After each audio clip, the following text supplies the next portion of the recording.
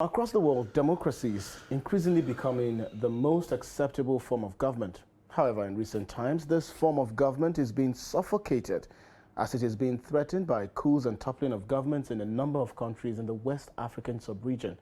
This is one of the issues which topped the agenda at the just-ended 64th ECOWAS Summit in Abuja, which had in attendance heads of state and government. The adoption of the ECO as a common currency for the sub-region and climate change issues also came up at the forum. This morning, we're taking a look at the political instability in the West African sub-region, good governance, climate change, among others.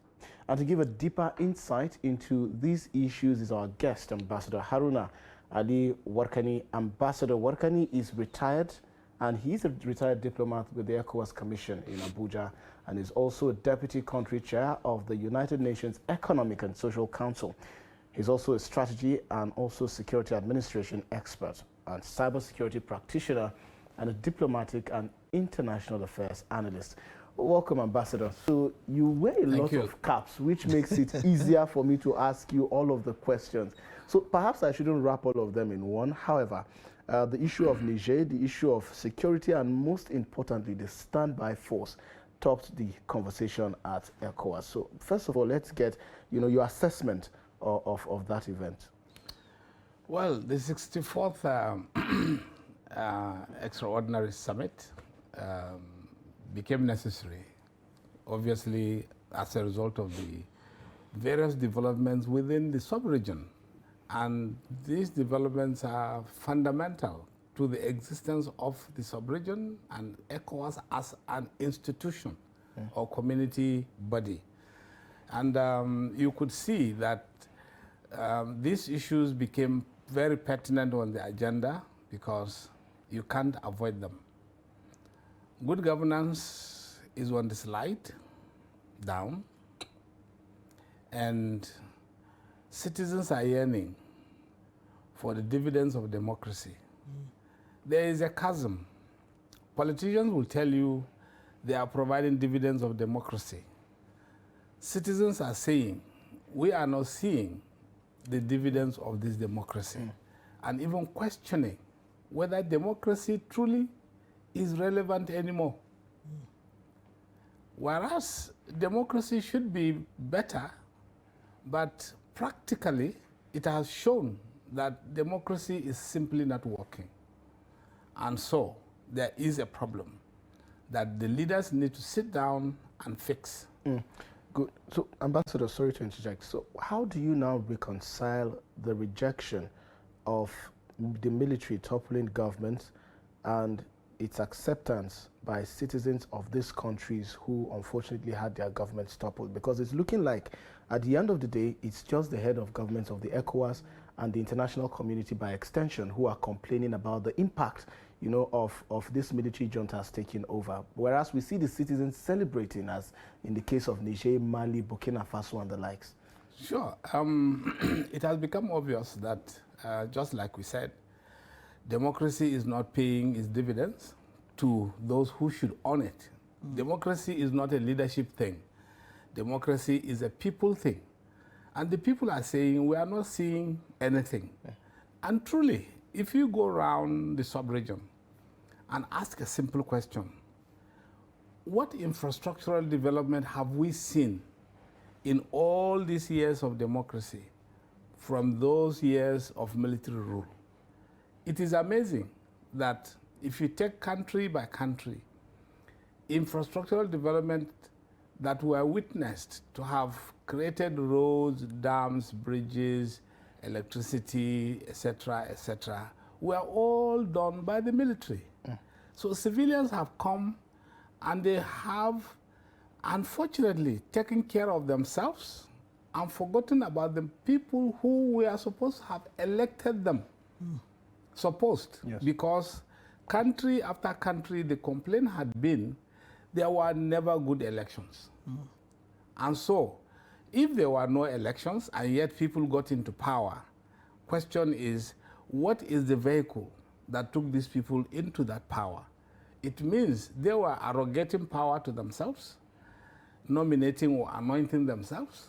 And when that happens, surely you leave a disenchanted community of citizens that are beginning to question whether the precepts or concept of democracy itself is really right. I think that is the challenge we really have here. All right.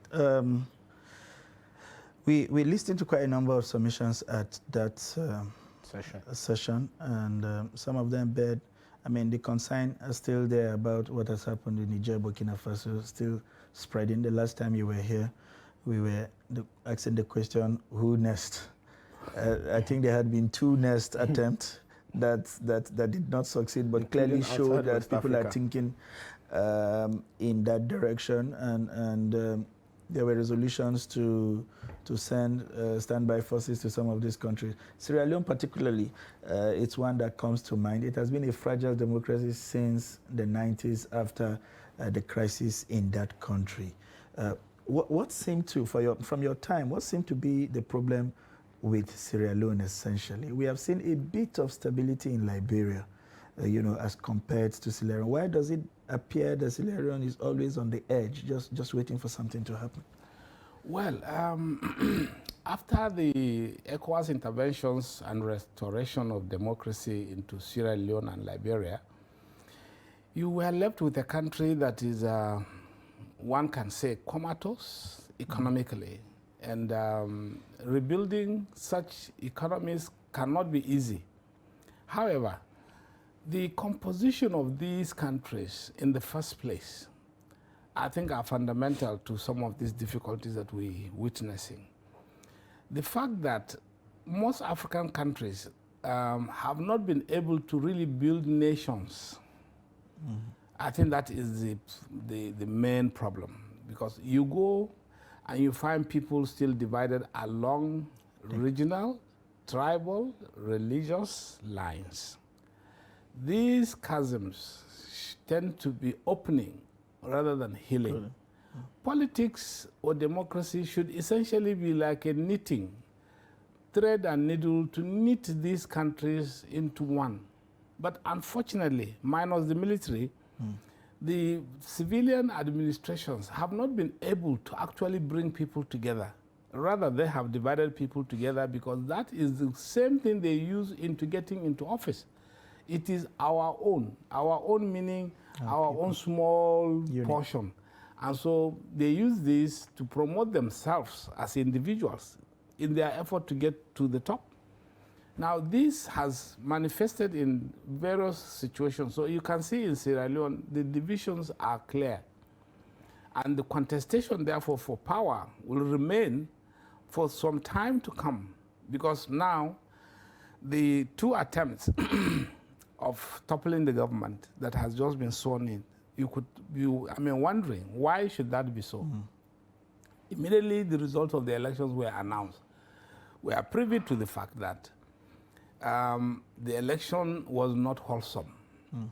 And so from that beginning, you began to know that there was going to be crisis. That's why the last time we were here, we were saying some countries are too fragile for ECOWAS to pretend that there is nothing happening.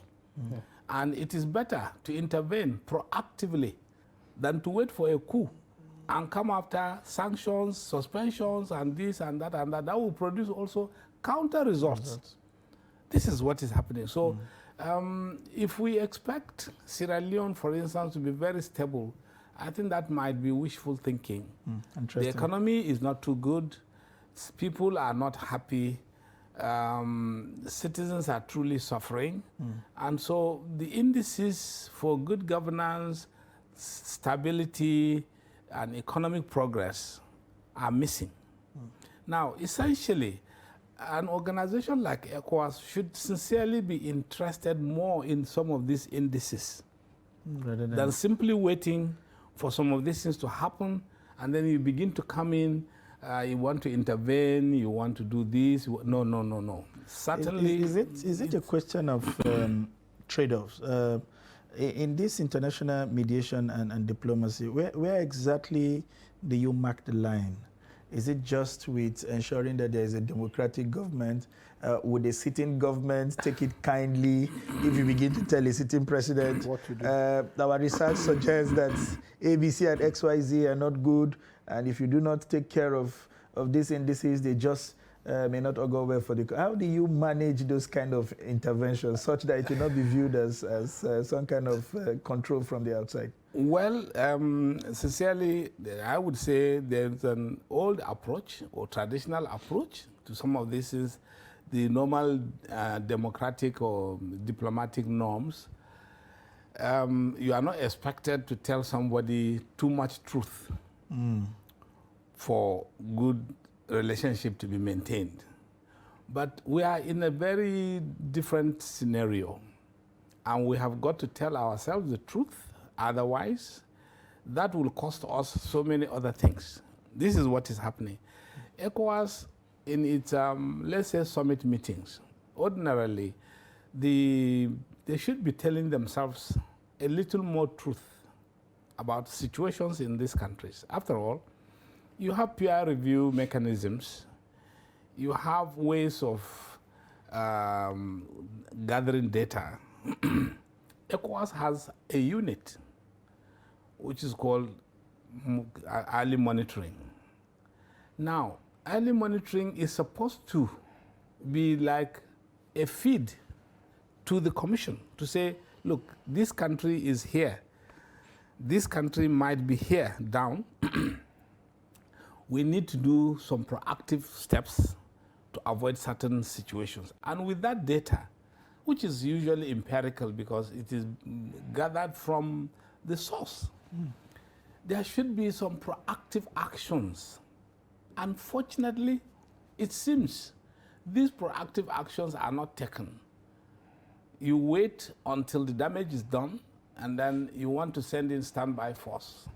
You want to sanction, you want to suspend, you want to, I mean, so many things. Now, these things are beginning to show that they no longer count, or they are, in fact, too aggressive, too abrasive, such that they produce the unintended results. Because we have seen what has happened in Burkina Faso and Niger in particular. Today, the government is saying, okay, they might possibly leave ECOWAS. That's an extreme, That's right. extreme measure. All right. Because if you impose sanctions, which these countries see as punitive and producing results that are punishing more the citizens than the government that you are fighting, you have a problem. Because it is not the citizens that overthrew the government. It is not the citizens that installed the government. It is a group of people. Now, you cannot selectively punish that group of people. And so you impose a sanction regime that affects almost everybody. Close borders, you switch off electricity, you say travel ban, financial restrictions, etc., etc., and with a threat of even a military intervention. Now, talking about that, before Sagir comes in, only recently the Niger government, reached out to its Togolese counterpart and had some fruitful conversations, as we were told, and it's suggesting that if there will be any mediations at all, it should be left by Nasibe. On the one hand, they are talking about a 3-year transition program. The ECOWAS Commission is talking about a shorter transition program with a caveat that would resume under the condition that Bosom is released. And these people are saying we would not release Bosom. And it doesn't appear like we are finding a middle ground for this. And for that reason, the sanctions continue to remain. And they will not ease them until they see what they call cooperation from these juntas. Like you talk about counterproductiveness. Isn't this counterproductive as it were already? If there is a window, why are we not talking more? Why are we grandstanding? Thank you. I think you've used the correct word, grandstanding. ECOWAS believes it is having an upper hand in this matter. However, what is on the ground is contrary. The people have a better standing That's why when the threat of military intervention was mentioned that time and emphasized, military chiefs were having a meeting, decisions was being taken. At that moment, Niger was almost on the edge of when is this military intervention going to trigger off. And the people, remember, we said it here, you cannot force a sovereign government to do your bidding just anyhow, because they have access power, they are already in power, they control the reins of power in the country. It is negotiation, not force. Now, the intervention of Togo in this crisis is such that, first and foremost, Togo is more than afraid that it could be next. Because surely there will be a break of that dynasty. Togolese have grown up to know only Nasimbe Iyadema and another Nasimbe. Right. Now, interestingly, it was military governments that formed the ECOWAS, not civilian. General Gawan and General Nasimbe Iyadema, Senior, Siaka Stephen, and the rest of them created ECOWAS. They were military regimes, not civilian. So today, we must find more innovative approaches to solving this problem than thinking in the old cast that if we go this way, we impose sanctions, we suspend the country, then things will happen. I told you here before, if you suspend me from an organization, why are you still talking to me? Okay, so for me, I think I'll be digressing a bit to economy now. We see the impact of the economic sanctions being faced by Nigerians as at the moment. And I want to talk especially about the ECO. You know, in European Union countries, we see what's going on with the adoption of the euro and the Schengen countries and the likes of that. However, for ECOWAS as a regional bloc, the conversation around adopting the ECO has been on for years. The last timeline, the original timeline was supposed to be for 2015.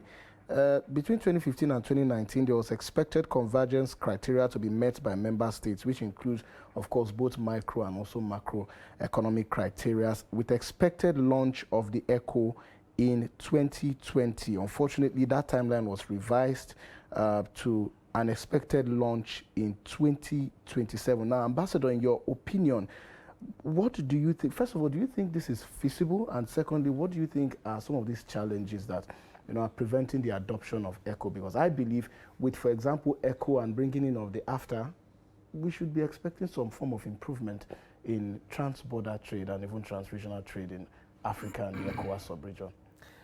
In a word, I'll tell you, remove France and its influence in West Africa. So it's France. And tomorrow you will have the ECO. So it's France. Or any other single currency. Okay. Remove France and its influence in the sub-region, and tomorrow you will have a single currency in the sub-region. Not only a single currency, but more cohesion, because France has made it impossible for the ECO to ever come into being. As far back as 1999 in Togo, the ECOWAS summit, I recall vividly, was holding in Lomé, and there was also a summit of the Francophone portion of ECOWAS taking place the same day. The major reason was that there was supposed to be an adoption of a single currency. That time, even the name ECO was not formulated, but there should be a single currency. The ECO, the Francophone group had to leave the meeting to call France for an advice. ECOWAS is about to take a decision on a single currency. What should be our position as group of countries? Interesting. Yes. And I recall very well, then ECOWAS was represented in Nigeria by the Ministry of Integration in Africa with the erstwhile minister, Jerry Ghana. There was palpable anger in the house, you could see. Because for people to say they must consult a foreign colonial power to take a decision that affects citizens of the sub-region on such an interesting matter, you could see how difficult it is for the countries to truly be classified as independent. Now, that scenario led to the formation of a second monetary zone in West Africa that brought about Nigeria, Ghana, Gambia, Sierra Leone. The non-French speaking countries now needed to float a second currency that will be at par with the CFA, which is already in use, because the summit saw that whatever you do, you can't remove the CFA just overnight, because you needed approvals from the Central Bank of France to be able to penetrate the banks that have no central bank within West Africa. That problem became so big that a monetary authority was created, located in Sierra Leone, to now coerce these other non-French speaking countries to form a single currency that will run pari passu for some time before they merge finally. It is easier to merge two currencies running, pari passu. Yes, than to be, the difficulty of having so many currencies competing, what exchange rate, all the convergence criteria you mentioned are so difficult to meet, because by the time country A, B, and C meet the convergence criteria 1, 2, the other countries have slided into recession. And so there never was going to be a time that there would be the convergence of these economies in West Africa to enable the floating of the second currency. Therefore, the ECO, when eventually it was designed, and even samples printed, samples of the currency printed here, it couldn't be launched because France suddenly decided, instead of leaving the CFA to go, even when it became part of the euro, it still maintained a window in the Central Bank of France to say they will continue to maintain the CFA. So now, even in Europe, there is a dichotomy, because France cannot be running a currency that does not belong to the European Union and still be seen to be doing the right thing. But its grip on the Francophone countries has gone so far, so deep, that whether you like it or not, until France leaves the sub-region, there is no way we are going to have a second currency. So one wonders what the role of a country like Nigeria would be under this circumstance. We have seen when it comes to issues that bother, say, for instance, the International Monetary Fund or the World Bank, the overbearing influence of the United States, whether it's in the headship or even decisions that are made. What is difficult with Nigeria, given the kind of influence it wields in ECOWAS, sort of coming up with countermeasures that could reduce this influence? And what better time, for instance, given the problem in Burkina Faso and Niger, where they are even asking France to excuse these economies, to be an opportunity to push for this kind of Interestingly, Mr. Sunday, when things like this happen, what we see is a quick dollarization of the economy, so which only increases the influence of countries like the United States. Yeah. Excellent. This is a sound position. Nigeria's, there are expectations of what Nigeria should be. Nigeria obviously is the hegemon here in the sub-region. Now, are we as a country utilizing this hegemonic power appropriately? The answer is no.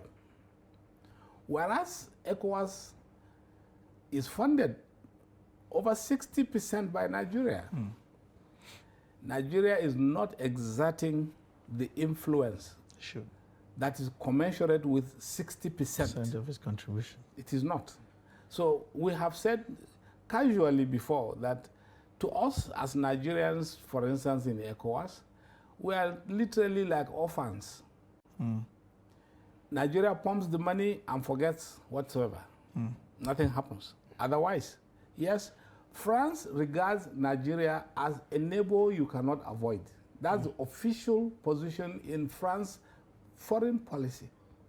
Nigeria is a neighbor they cannot avoid because we don't share common geographic boundaries with France, but they regard us as neighbors because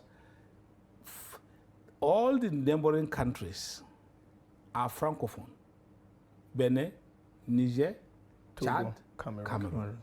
Even the sea, you could say maybe speaks French. Yeah. Okay. So you have a difficulty that France says now, Nigeria has an economy that is strong enough, robust, that could overturn France's economic influence in West Africa.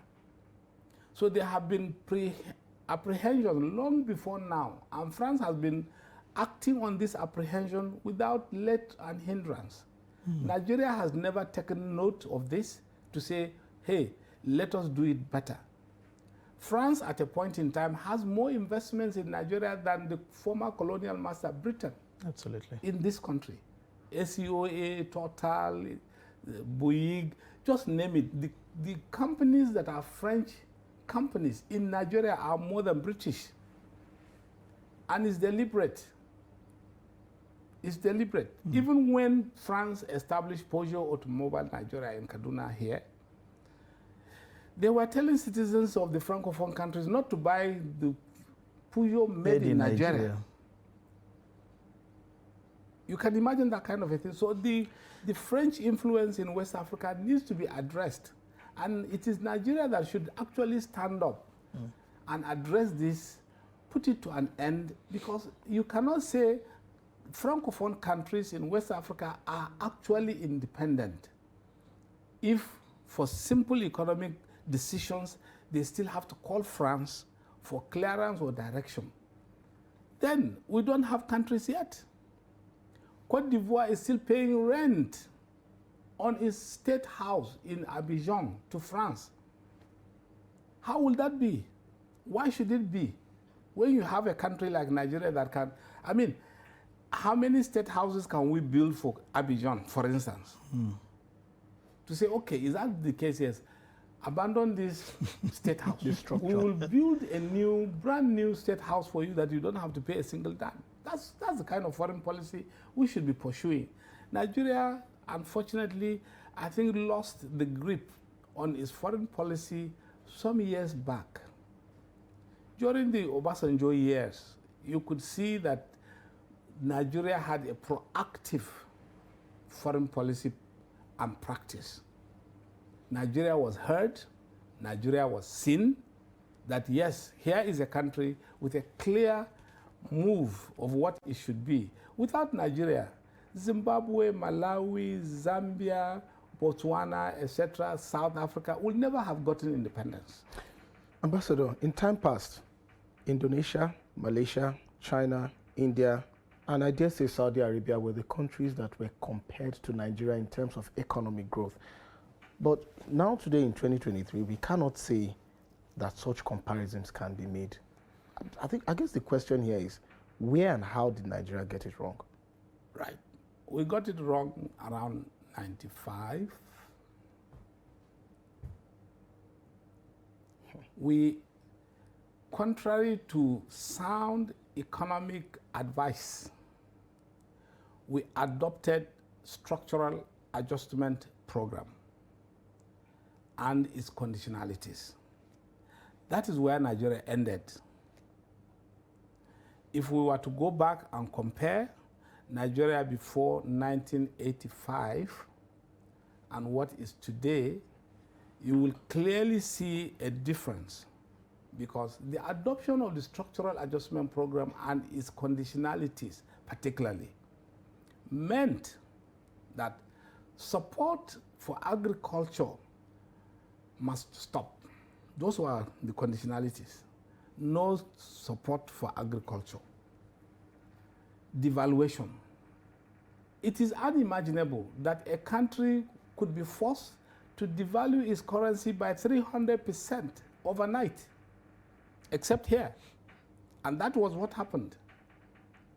And Nigeria has not recovered since that time to now, because if you lost your national currency value by 300%, I mean, first, it's unacceptable anywhere, because there's no way the economy would have bled overnight to have lost 300% of its value.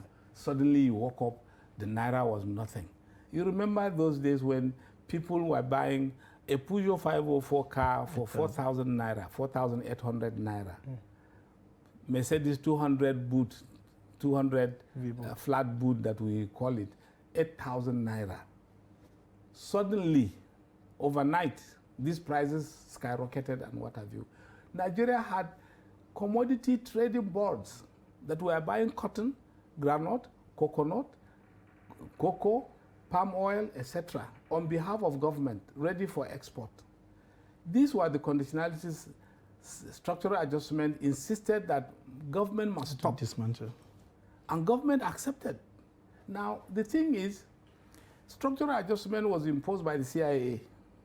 There's no two ways about it. At least those who were the practitioners came back on their deathbed and confessed that CIA designed structural adjustment program to weaken and possibly dissolve those economies that were seen to be coming up and might challenge America.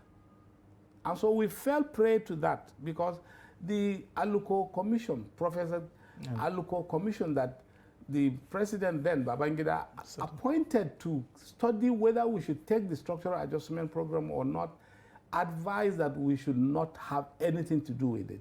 These other countries you are mentioning, were the countries that refused to take the structural adjustment program. And that, I think, is a difference. So now, Nigeria needs to sit back and perhaps go back, pick up the pieces of what we left to see what can we now do. The things are still there. Nigerians are still there as citizens. The cotton fields are still there. Rain is still available. The climate is still available. Why can't we produce cotton, for instance? It was a major export. Okay, now coming back to the issues in Nigeria, because by extension, like you said, ECOWAS is funded in part 60% by Nigeria. The standby force, the boots on the ground are Nigerian boots, of course. So, which means that you cannot take away politics in Nigeria from the impact that it would have on the ECOWAS as a commission. So, looking at the current government, the current administration, would you say it has taken the body language of one who is ready to revive or recover from some of these issues that you've mentioned? Well, I think Mr. President might seem to have the goodwill to reverse some of these things, but he needs, I think, much more robust actions. Such as? Okay. There should be a call for a total review of the relationships. Now, like I said, the position of France in West Africa, I think we must seize this opportunity that has thrown up itself as a result of ABC events in West Africa to say, okay, France, go home. Enough of you. You have had colonial history here. It has not yielded anything. You have neo-colonial history. It has either yielded nothing. It is time for you to leave us alone. And Nigeria should spearhead this. Mr. President should be bold enough in his foreign engagements, both as Nigeria and as chairman of ECOWAS, to begin to hammer this very clean and clear, unambiguous language. Unambiguous language. That's what France should be told. Leave this sub-region.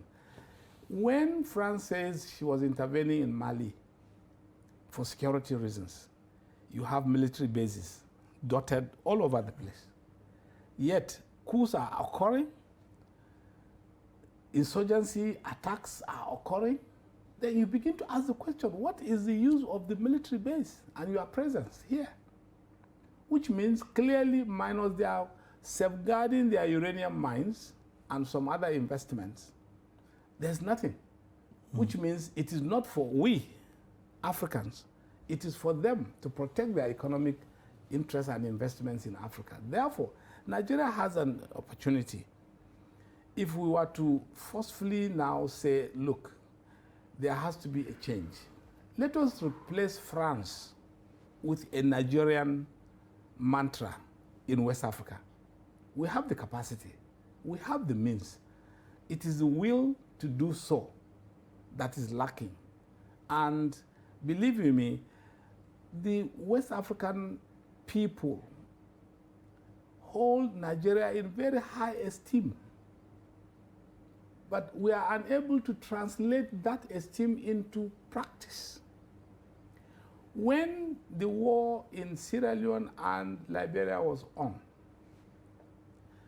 you probably will recall, at the height of the crisis in Liberia particularly, America had its warships in the harbor in Liberia, Monrovia. They refused to intervene when people were being killed like rats. America says she will not intervene. Based on the 1990 experience in Somalia, there must be a vanguard force, which is indigenous to West Africa. And the reference was Nigeria. So Nigeria was forced to now produce that vanguard force that went into Monrovia and restored calm. But immediately the war ended. Today, the rebuilding, reconstruction. The reconstruction of Liberia is being done by non-Nigerians. Where is the investment? Was it not a failure on our part, essentially, not to have seen that wars essentially it's largely about logistics and infrastructure? Because they understood that we put in the boots, secured the necessary piece, and then handed it over. We probably didn't have the kind of companies that would have brought in, to kickstart those kind of reconstruction and be part of those kind of conversation and establish a company, maybe as some benefits for the lives that we lost there and all of that. And that seemed to continue to happen even up to present day, even in areas where we seem to, look at the Gambia, for instance. Other than sending retired teachers and retired judges to the Gambia, what else do we do there? Is it a failure or a debt of capacity on our own part over the years? Have we lost the capacity to do these things, or we simply do not recognize them as opportunity, or we are unwilling, as it were, to do this thing? What exactly is the problem? No, it's just loss of would I say, definition of who we should be, not who we are, who we should be. Because if you go to these countries, they are still asking, where are the Nigerians? Where are the Nigerian companies? Naturally, after war, reconstruction, etc., Nigerian companies are supposed to be promoted. But unfortunately, this conversation is not taking place. We have finished our job, we have gone back home. Then others who have not invested a dime are here milking the countries. It shouldn't be so. Now, let us even make a political gain out of our investment in those areas, because the lives of our soldiers that we lost is almost unestimable. Equipments and money, goodwill, etc., that were lost during these interventions is unestimable. Therefore, today, our foreign policy needs to be focused on doing some of these things. What can we do in these countries? They are waiting for investment. They are waiting for interventions in so many areas. And we have the capacity. You have companies that are really big enough to invest in some of these countries. And they are not hiding. They will tell you, if you are on the streets of maybe Freetown or Sierra Leone or Liberia, come, where are you?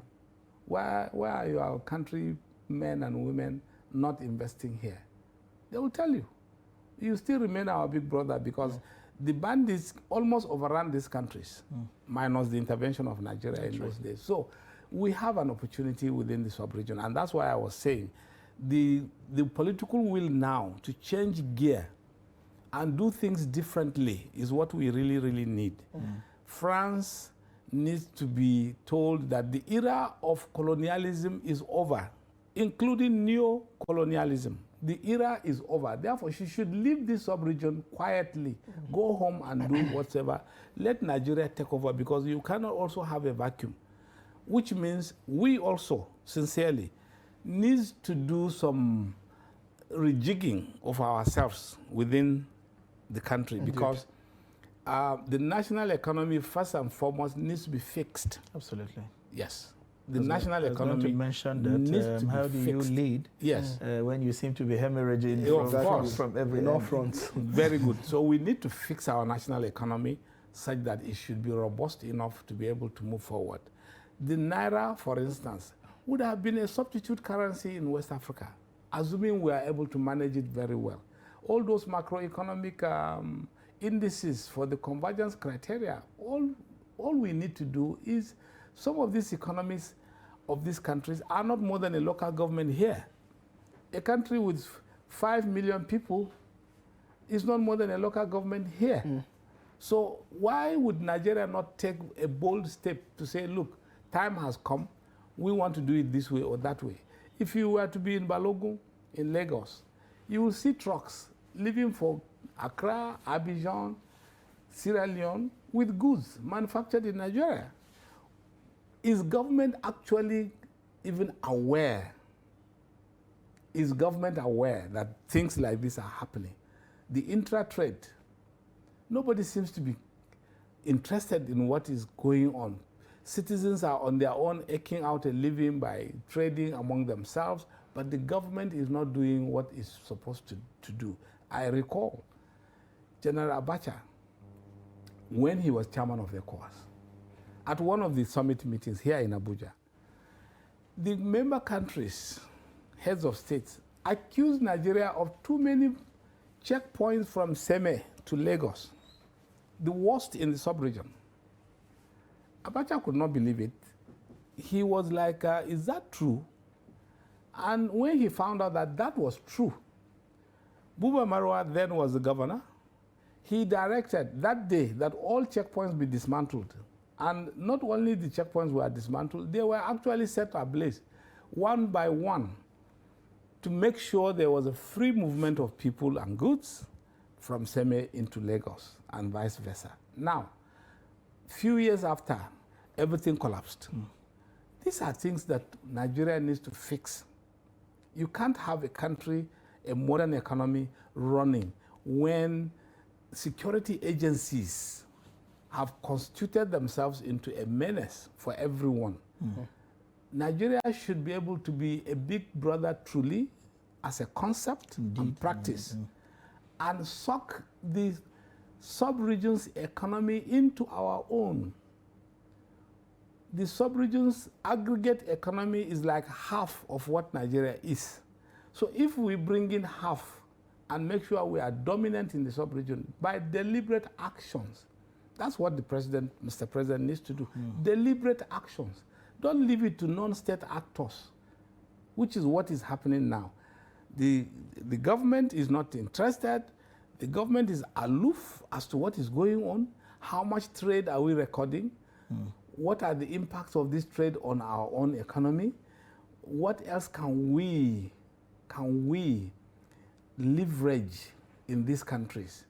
Our manufacturing, actually, the output, can it sustain some of the supplies in this sub-region? And if it does so, what can we do else to improve on this? These are things that if we spend 60%, we invest 60% of the budget of ECOWAS, we should also harvest commensurately something in that region. But unfortunately, I think we are not really doing what we ought to do as a nation within the sub-region. So time has come. Mr. President, I believe, might have the capacity to say, let us go and do. His handlers need to perhaps think a little differently and devise strategies, national strategies, for an ECOWAS with Nigeria as the center point. I think that's what is really required. So a quick Google search would show that ECOWAS is the largest regional bloc in Africa, but we see what the likes of, the East African community is doing, and most especially the recent developments in Kenya and Rwanda, where starting in 2024, the border is going to be open to all Africans. Do you think if Nigeria should take such standpoint, it would help to improve or change some of these things that you've mentioned earlier? Very, very well. In fact, I have personally advocated that Nigeria, as the most populous black nation on earth, should adopt an affirmative action on citizenship. There should be a right of citizenship in Nigeria for all blacks in the world. It might sound one kind. But elucidate so it doesn't. Yes. Now, you see, people are looking back to say, where did we come from? Generally, all black people anywhere in the world would have found themselves where they are today as a result of maybe slave trade or some other movements.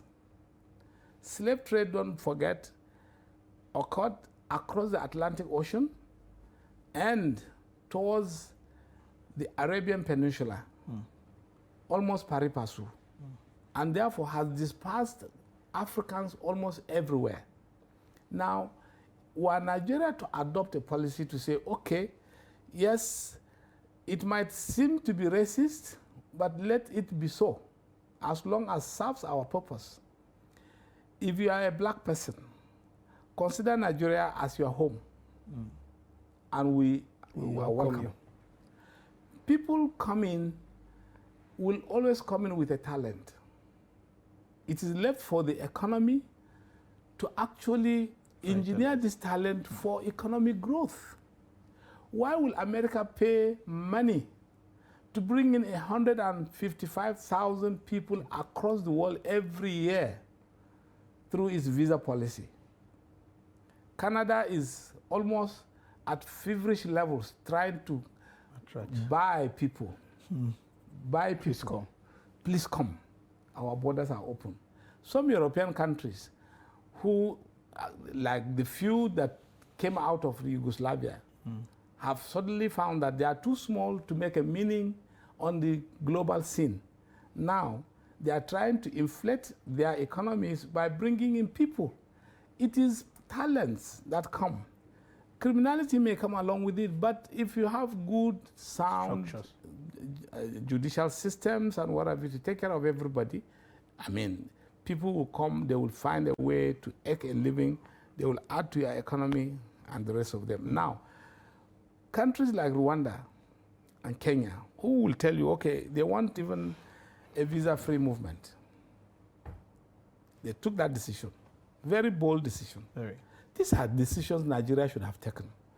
Not to leave it for Kenya to take out and then we are now copying. No. We should have taken that decision a long time ago to say, as far as we remain Nigeria, we are the melting pot for Africa. We are a hub, even geographically. We should therefore attract as many as we can here. And when you do that, you expand your economy. When the economy expands, you become much sweeter for everyone to come around, citizens and immigrants. Now, we are not doing anything around that. You go to our borders, the border is still very tight, it's confusion and what have you. No, this is the time for us to lessen out about this. Now, you also see that because of bad economic policies, our ports are like the most difficult ports in the world to do business. Indeed. That's why the emergence of Togo and Benin as alternative ports to Lagos have given rise to an economic boom in these two countries. Why should we be funding another country by implementing very bad policies? That congest our ports. Yes. I mean, interesting. You go to next door Benin, a car arriving from Europe or America will be cleared in less than 24 hours. No hassle. You don't even need to go to the port. Your goods are cleared and it's gone. Here in Lagos, from stealing parts to whatever you can mention, custom makes it almost impossible to do business. Dubai did not grow from nothing. Dubai grew because they adopted a free port policy. It didn't collapse that country. Rather, it grew the country's economy beyond belief. Now, Dubai is the center of the world for almost everything. Why will Nigeria find it difficult to adopt similar policies? Dubai deliberately decided that we will operate a free port, so you don't even see the customs with your eyes. They have a surveillance system, but you don't see them. They don't harass anybody. Open your bag, what are you carrying? All that, you know. Dubai deliberately decided to downplay religion by allowing citizens to come, whether you are wearing hijab or not. Just come. And people have been feeling too free. Some people even forget that Dubai is an Islamic country. Absolutely. Indeed. Absolutely. Good. I wish we could take more and more every time you speak to... It's quite an interesting and enlightening conversation. Every time you speak with Ambassador Warkani, it becomes an encyclopedia of some sort. You just keep digging and digging and digging, and you just can't hit rock bottom. I want to thank you very much for finding time to come to the studio and providing us with some of the educations that you have this morning, especially as it borders on our foreign policy as a country. Incidentally, we seem to be launching a new one. I hope for the sake of all of us that whatever is contained in that new policy takes cognizance of some of the very important points that you have mentioned here in this program. Again, thank you very much for finding time to be here. We are grateful, and we hope that whenever we come calling again, you will make time for us, especially now that you're a retired diplomat, even though you are not tired with several other responsibilities. Thank you so much.